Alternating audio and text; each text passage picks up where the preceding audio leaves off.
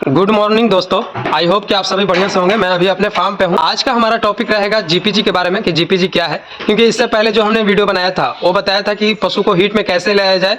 उसमें हमने दो चीज़ बताया था, एक तो सबसे पहले आपको डिवार्मिंग करना है टाइम से, और उसके बाद जो है मिनरल आपको कंटिन्यू करके रखना है, तभी जाके आपके पशु हीट में आएगी। लेकिन उसके बावजूद भी अगर हीट में नहीं आती है तो आपको क्या करना होगा। एक होता है जीपीजी जो हमने किया है, और कल हमने जाकर कुर्था में जो हमारे इम्तियाज़ भाई हैं उनके यहाँ जाके हमने एआई किया है।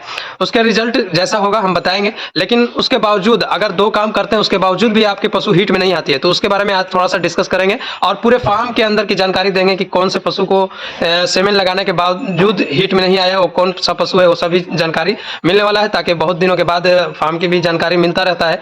डेली वीडियो अब नहीं हो पाता है, इसके लिए मैं माफ़ी चाहूँगा। तो चलिए आज वीडियो हम लोग पूरा बताएंगे अपने फार्म के बारे में कि कैसा क्या हाल चाल चल रहा है और कौन सा पशु को हमने एआई किया, उसके 21 दिन हो चुके हैं लेकिन फिर भी वो हीट में नहीं है, तो क्या वो कंसीव की है या नहीं, ये चीज़ देखना होता है। और हम आपसे भी सलाह लेंगे कि आप भी देखकर ज़रूर बताएं नीचे कमेंट्स बॉक्स में कि कंसीव की या नहीं।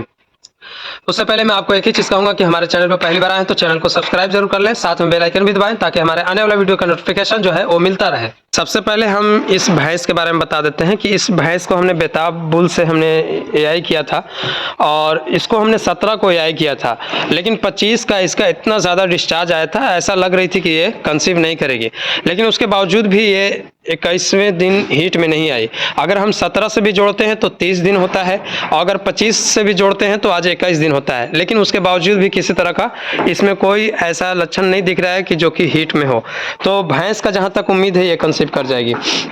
हमने बताया था कि भैंस को भी एआई कर दिया है। हीट में आई थी तो मैंने इन्फॉर्मेशन दिया था, बोला भी था कि हीट में आ गई है, इसको एआई किया जाएगा।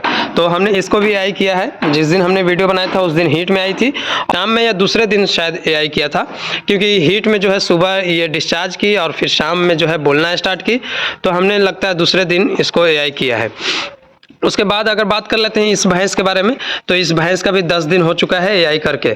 इसका अभी और टाइम देना होगा, जो कि हमको उम्मीद है कि ये सभी भैंस जो है कंसीव कर जाएगी। अब हम बात कर लेते हैं इस जर्सी के बारे में। तो जर्सी का भी 4 महीना कंप्लीट हो चुका है। और हम फोतर की अगर बात कर लेते हैं तो फोतर का भी 12 से 15 दिन के बीच में होगा, क्योंकि भैंस से हमारी छोटी वाली जो भैंस हमने बताया उससे पहले इसका एआई हुआ है, तो इसका 2 दिन आगे होगा, यानी 2 तारीख या 3 तारीख को इसका एआई किया हुआ है, उससे आप कंफर्म कर सकते हैं। और बाकी जो है हमरा को एआई नहीं किया गया, शीतल को भी नहीं किया गया, और एक उधर रानी 40 के 16 जो जमीला है उसको भी एआई नहीं किया गया है। अब हम बात कर लेते हैं जीपीजी के बारे में। जो हमने गाय आपको वीडियो में दिखाया है, इस गाय को अगर आप देखते हैं तो ये गाय लगभग 1.5 साल या 2 साल से दूध निकाल रही है, और ये अब तक हीट में नहीं आई। इसको हमने 6 महीना 5 महीना पहले मसाज भी किया था, सब कुछ चल रहा था ठीक ठाक, लेकिन ये कभी डिस्चार्ज वगैरह करती नहीं थी। हमने जाकर हाथ डाला था लेकिन कुछ ऐसा प्रॉब्लम नहीं था, जो इन्फेक्शन वगैरह का कोई डर नहीं था, लेकिन ये हीट में नहीं आती थी। तो इसके लिए हम लोग क्या करते हैं, जीपीजी, इसमें 3 हार्मोनल इंजेक्शन लगता है, जो गैनारिच है, दूसरा पी से जो होता है पीजी अल्फा 2 यानी प्रेग्मा हम लोग यूज़ करते हैं या हीटेक यूज़ करते हैं, दोनों में से कोई इंजेक्शन यूज़ कर सकते हैं। तीसरा जो होता है वो गैनारिच होता है, यानी गोनाडोट्रोफिन रिलीजिंग हार्मोन जो होता है, जो हाइपोथैलेमस से निकलता है। तो ये 3 इंजेक्शन जो है हम लोग यूज़ करते हैं। ये यूज़ कैसे करना है ये पहले समझ लें। 0 डेज पे हम लोग लगाते हैं गैनारिच, यानी GnRH, इसका शॉर्ट फॉर्म नेम है।